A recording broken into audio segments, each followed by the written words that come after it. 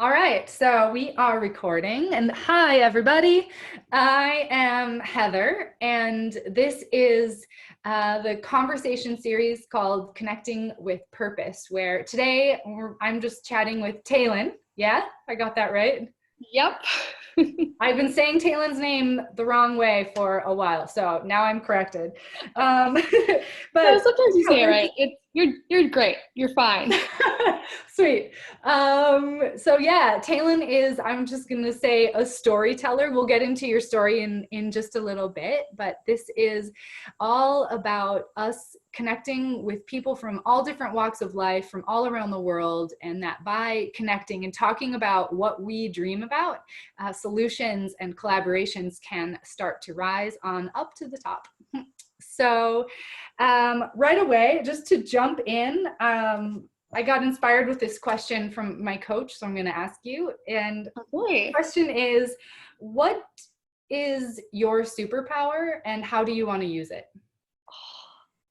I think my superpower would be compassion for other people. Like, I really like to think about things in the way of like, how are other people reacting to these things, especially working in marketing. I've been trained to kind of look at solutions from others' perspectives and how I can solve problems for them. So I guess that's what I would call my superpower, empathy.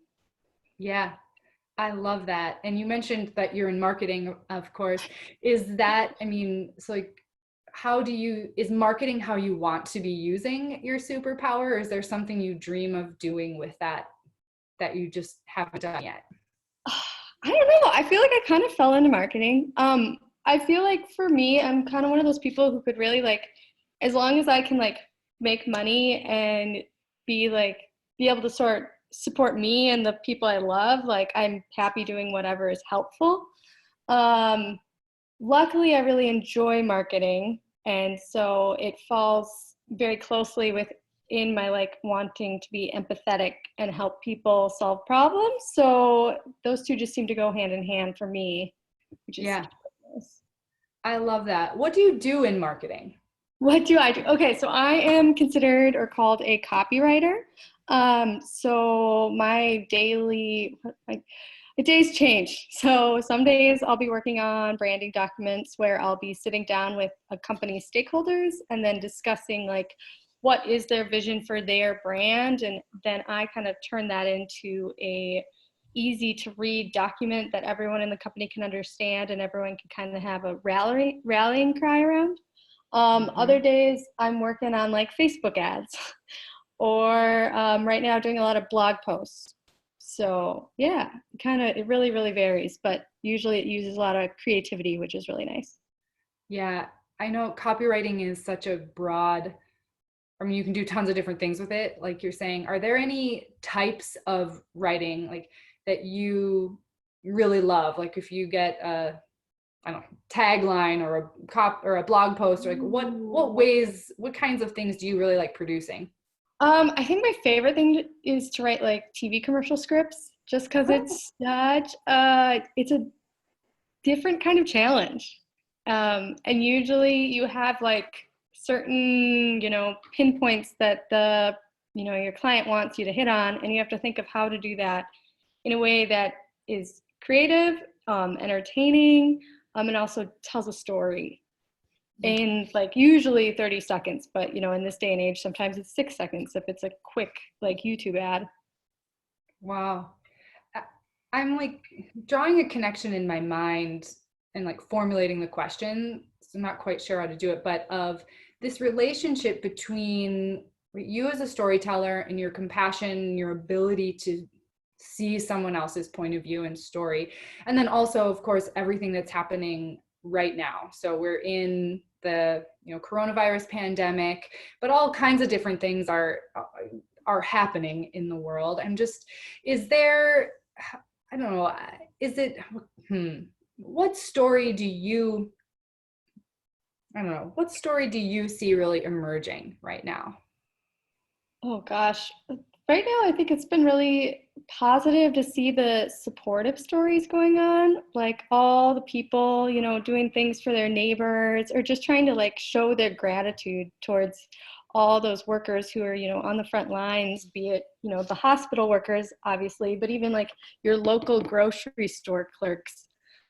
I've been joking with friends, I'm like, just wait like 30 years, I'm going to see some youngin like disrespecting a grocery store clerk, and I'm just going to be like, don't you dare, you don't understand how essential they are. And I'm sure that's going to happen in the future. That's such a cool perspective. I mean, I've heard a lot of things too about this time that we're like in, in a history book moment. Every moment of our life is making history, of course, but this is a history book moment, and hadn't thought about it quite like that before, of like, oh yeah, those stories, just like you said, like in 30 years we're going to be like really appreciating all of these sort of forgotten roles, and not forgotten people, but in a way, right? These, Yeah, just those like people you wouldn't kind of like second glance at usually during your day, or you didn't like appreciate as much as you should, and now you're like, oh my gosh, they keep me fed, they like keep me healthy, they're just so essential to everyday life.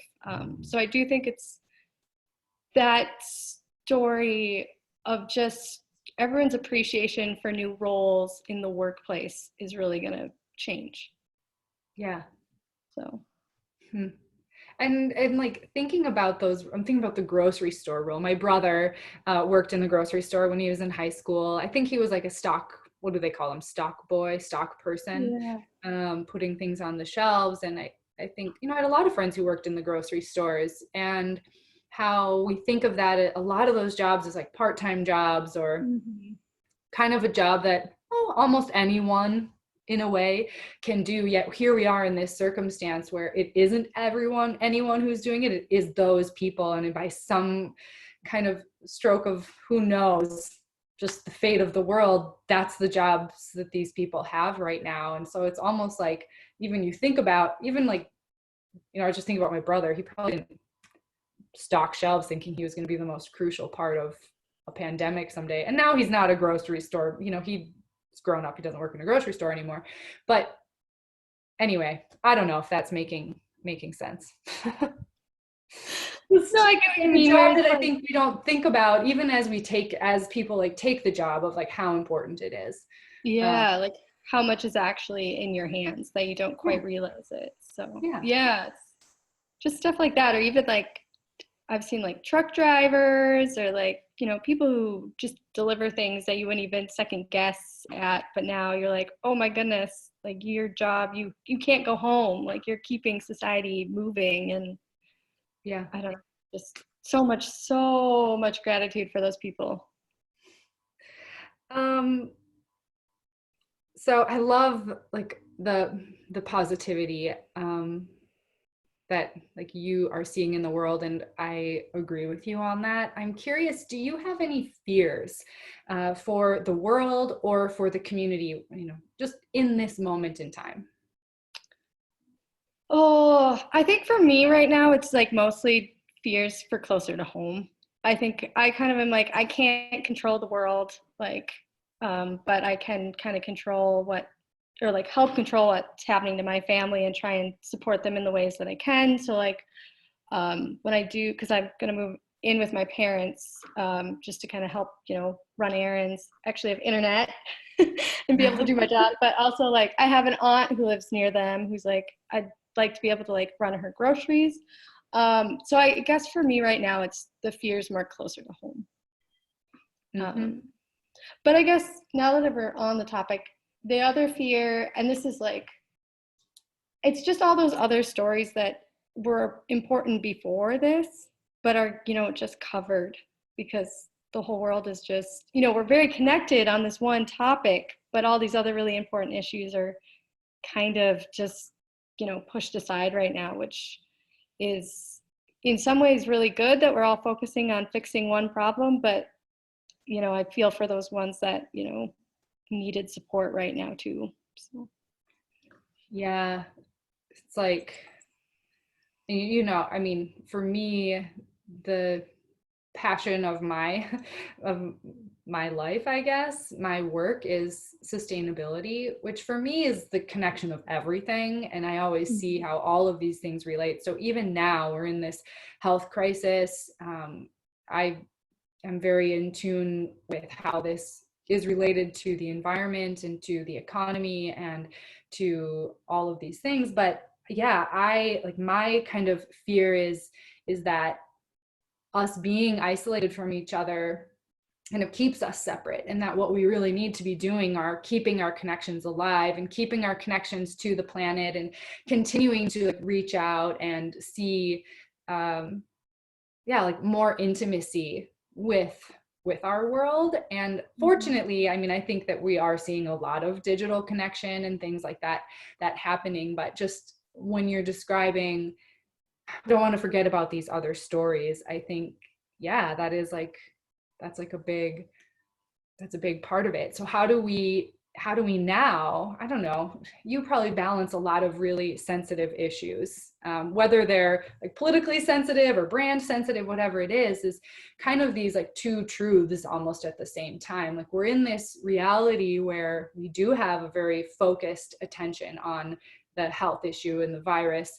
um, how do you as a storyteller or copywriter kind of think about balancing that if we want to be able to still tell the stories about climate change or whatever? What do you do to kind of show the empathy to both sides of that with an eye towards the future?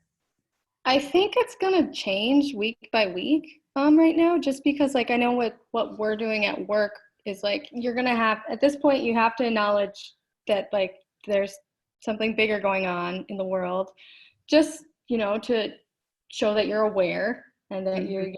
in it with the world.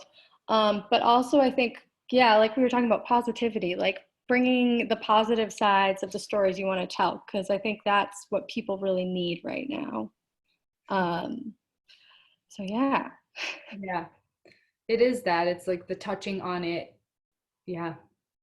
And also telling something else, positivity. It kind of reminds me of, I I don't know, several years ago read or saw something that talked about the entertainment industry and how in times of society when society is feeling like really heavy, so like maybe in times of war or Mhm. in times of like social stress and things, that entertainment is lighter and happier and like easier to absorb. And then in times of like prosperity and easiness within economy, or peaceful times, and our entertainment tends to be a lot more drama filled. And Mhm. just how entertainment responds. But same thing, with copywriting or advertising or any of that. It's like it finds a balance with where we are. Um, Yeah, I think it's also a lot of listening. Like, what are people looking and listening for? Because, like, we have a hospital client and they are, 100% preoccupied with stuff. So we are just trying to, like, listen and keep an ear to the ground for, like, what their audience is looking mhm. for. So, like, I'm trying to brainstorm, like, thinking about people, like, soon to be moms and what are they, like, you know, the Crohn's one big thing, but, like, these moms that have to go into the hospital pretty soon, like what's on their mind, or how can people support them during this time. Just trying to find those little ways that all these different stories connect, Yeah, and just help people. it's so true.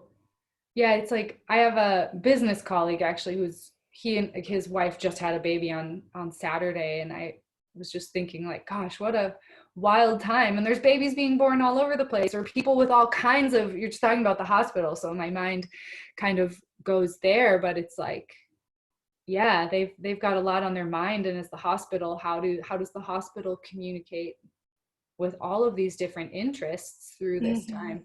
Hmm.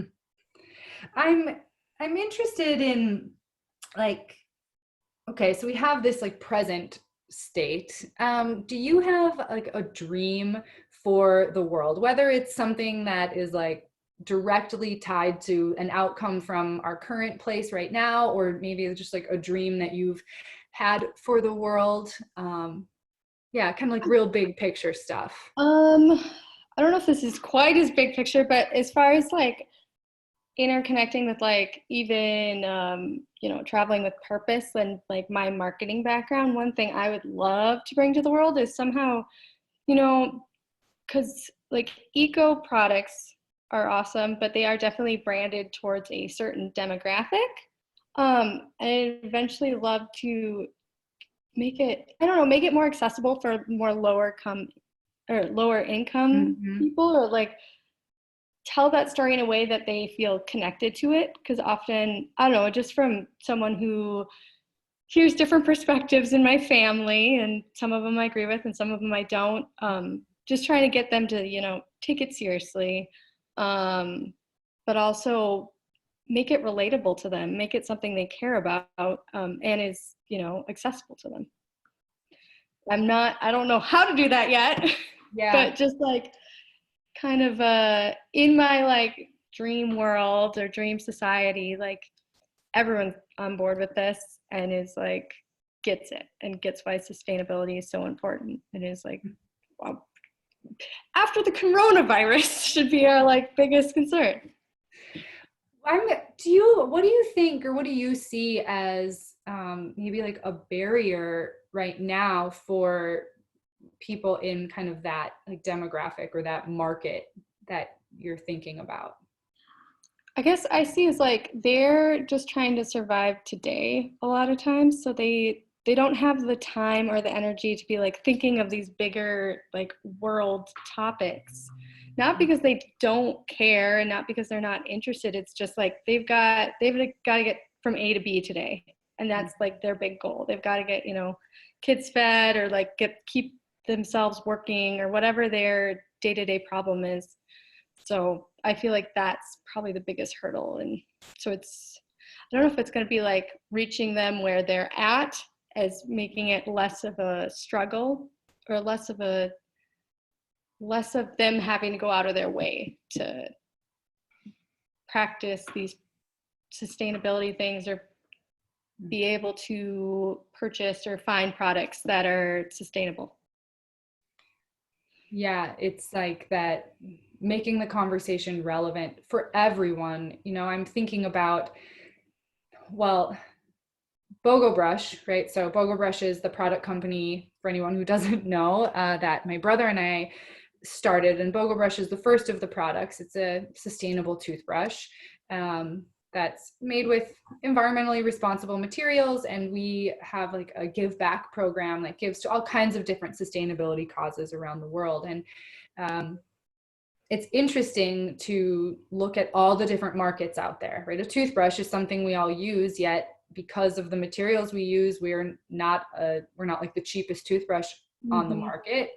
All things considered, it's not like a $400 toothbrush or anything like that. It's a $6 toothbrush. But anyway, so that does though put us in like a certain market. And so there is like the lower income conversation, but also there's the conversation, I think, too, about like the luxury market. And this comes to mind because, so traveling with purpose, as folks who've been listening to me, you guys know that the first traveling with purpose trip was going to be to the Maldives, actually just in a couple of weeks, but now with everything, of course not. And Talyn was going to be coming along with us. So that'll happen whenever the world opens up again.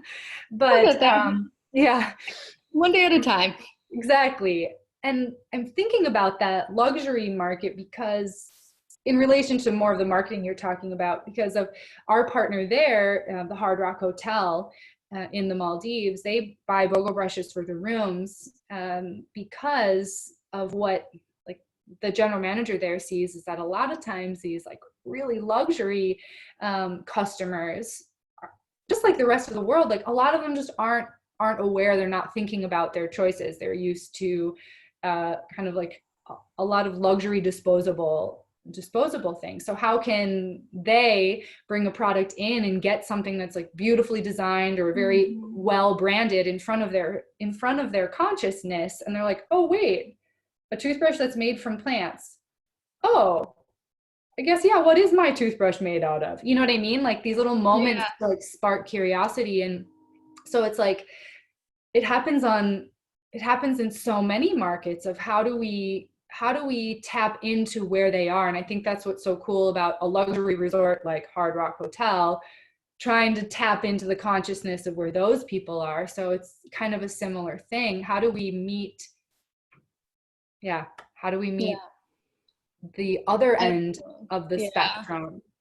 But I think that's kind of where you have to start though, is the higher end, like kind of connect with like your influencers, and then it's almost like a, a topple down effect kind of. Yeah. I'm not sure if that's exact verbiage, but like you got to start somewhere, and hopefully like if you other companies will see that that's being popular, or like you'll just start to build that awareness, and that story will become more of a known thing, and then more people will be asking for your product. So Yeah. I mean, well, you and I, let's talk some more like offline, and then eventually we can like talk about this publicly, but we're working with like a pretty interesting like mass market uh, retail situation right now. It's just like not public information, but there's a lot of interesting things. It's kind of in line with what we're talking about of how yeah. do we, yeah. So anyway, can't say anything more. Sorry, everyone. But okay, no, I love that though. I love like what you're thinking about though is how do we talk about these issues that matter to communities that for wherever they are and whatever their relative truth is, issues are outside of it. And that happens to all of us, right? We only can think about so much. We only are Yeah. aware of so many things. Um, let's see, maybe one one more question is, I guess, in your kind of dream and like what you would like to see, do you personally feel any sort of barrier, or I don't know, something you're not sure what you would do in order to step over that, or something you need in order to be able to tell some of those stories? Oh, I think my own barriers myself, because like, I try and practice sustainable things, but I don't always, buy the most sustainable product. I also consider like, cost sometimes. And I think I've seen you post this, but like it's progress, not perfection.